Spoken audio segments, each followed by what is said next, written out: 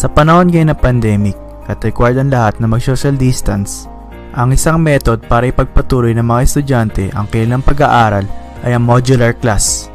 Ang isang kinaganda ng modular class ay tinuturuan nito maging independent ang isang estudyante. Kasi sariling pace o sariling diskarte nila kung paano nila pag-aaralan yung mga modules na binigay sa kanila ng school. Kaya dito sa video na ito, bibigyan kita ng mga tips na pwede mong gamitin para may idea ka na kung ano mga kailangan mong gawin para makapasa ka sa modular class mo. 10 tips kung paano makapasa sa modular class. Tip number 1, i-develop mo ang habit na magbasa palagi. Since karamihan ng mga lessons mo ay nasa module, kailangan mataas ang pagkakaunawa mo doon sa mga binabasa mo. Since walang professor na palagi na mag-i-remind sa'yo na magbasa, so kailangan may habit at may disiplina ka na para magbasa. Mahihirapan kang makapasa dyan sa modular class mo kung palagi kang tinatamad at hindi mo ito tinatyagang basahin. Hindi kasi siya tulad ng online or regular class na hindi discuss at ikwento ng professor mo yung lessons nyo. At wala din yung mga sarili niya examples para doon sa lesson na usually based sa experience niya at kung paano niya ito ginamit. Tip number 2, pumunta sa isang tahimik na lugar or room na doon ka mag-aaral. Humanap ka ng lugar dyan sa bahay nyo na tahimik na doon ka pwede mag-aral. Preferable doon sa kwarto mo at mag-setup ka ng table na may electric fan at ilaw din. At dapat mag-isa ka lang doon para makapag-focus ka sa mga modules na binigay sa iyo. Huwag ka mag-aaral o magbabasa doon sa kama mo. May tendency kasi na makatulog ka habang nag-aaral. Ngayon kung kahati mo yung kapatid mo doon sa room, pakiusapan mo muna siya na huwag muna pumasok kasi gagamitin mo lang yon ng ilang oras para makapag-aral at para din makapag-focus ka. Tip number 3, tanggalin mo muna ang lahat ng mga distractions mo. Mahirapan ka makapag-focus sa pinag-aaralan mo kung nandyan pa din yung mga distractions mo. Ito yung mga bagay na hindi related dyan sa studies mo. Tulad ng mga newsfeed ng social media sites, mga games na nilalaro mo, at mga movies at series na pinapanood mo. Huwag mo muna tingnan yung mga yan habang nasa study or school time ka pa. Ang gawin mo, off mo muna yung mga notifications nila dyan sa phone mo para hindi ka ma-tempt na tignan. Pwede mo naman tignan yan pag break time or kung tapos na yung study at school time mo. Ang point lang dito ay mag-focus ka lang sa pinag-aaralan mo ng ilang oras at huwag ka madidistract. Bago tayo magpatuloy, ang sponsor ng video na ito ay ang larong Color Words. Ang dapat mong gawin sa larong ito ay piliin mo yung color na nasa loob ng word, hindi yung word. Mata-download mo siya sa Google Play Store at sa App Store. Libre lang ang download, as in wala kang babayaran. Download mo, walang mawawala sa'yo. Nakadiscover ka pa ng bagong laro. Nasa description na ang link ng download. Kaya maraming salamat kung na-download mo ito at nalaro mo na. Kaya balik na tayo sa video. Tip number 4, masterin mo muna yung mga basic lessons ng module mo. Huwag na huwag mong kakalimutan na bago ako pumunta sa mga advanced lessons mo, ay kailangan alam at magaling ka na doon sa mga basic lessons. Siyempre, mas maganda pag master mo na yon para hindi ka na mahirapan pag pupunta ka na sa mga advanced. Lalo na pagdating doon sa math subject mo, mahihirapan ka o wala kang masasagot pagdating doon sa mga advanced problems. Ang gawin mo, ulit-ulitin mo lang yung mga basic lessons kasama na din yung mga activities. Gawin mo ito hanggang sa masanay at makabisado mo na yung lessons.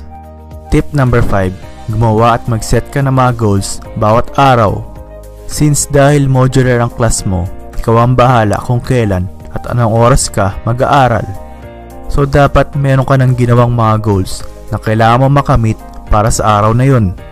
Kung ako tatanungin, ang magandang target goal ay at least 3 lessons at 1 activity per day. Pero pwede mo nang baguhin ito kasi nakadepende pa rin kung kailan pasahan ang mga activities at kung anong plano ng school mo sa mga modules.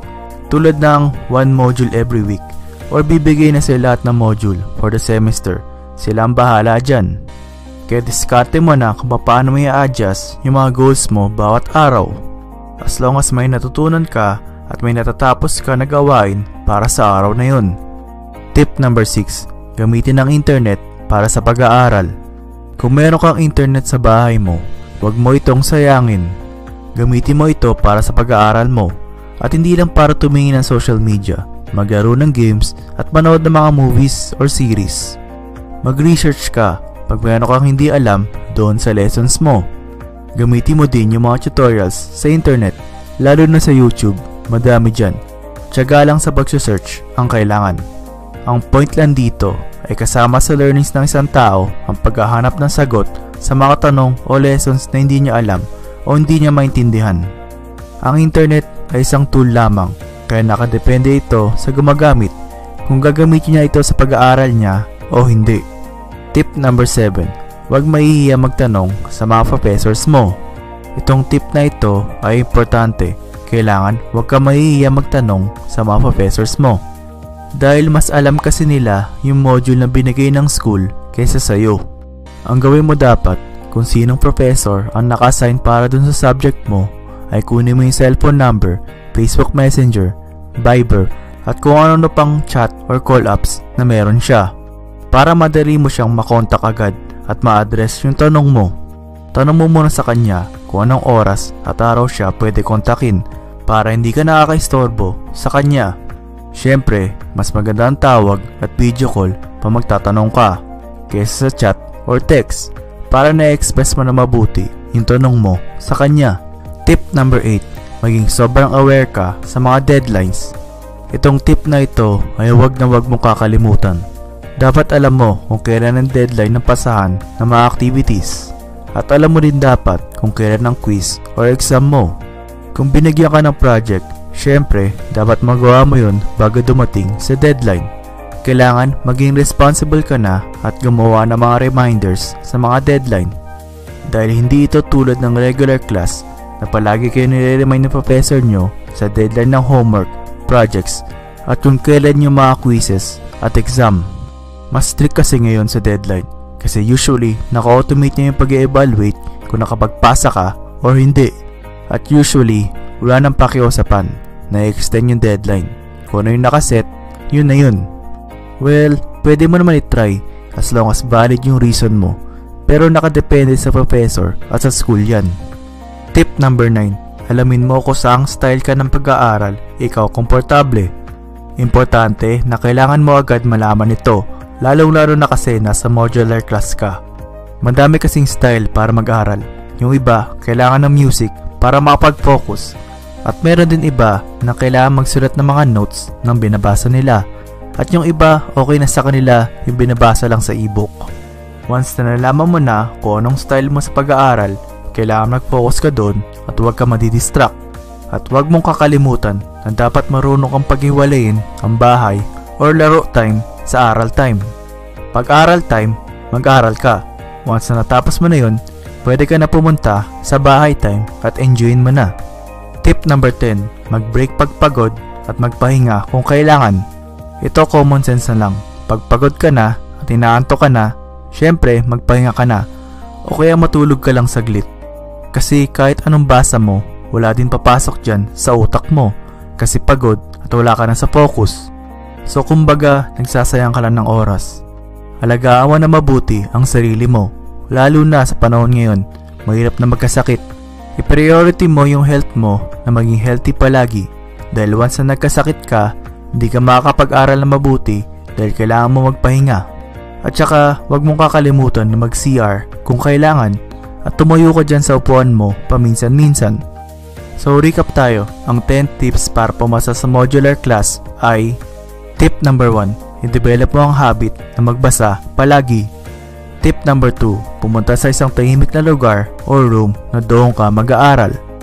Tip number 3, tanggalin mo muna ang lahat ng mga distractions mo. Tip number 4, masterin mo muna yung mga basic lessons na module mo. Tip number 5, gumawa at mag-set ka ng mga goals bawat araw.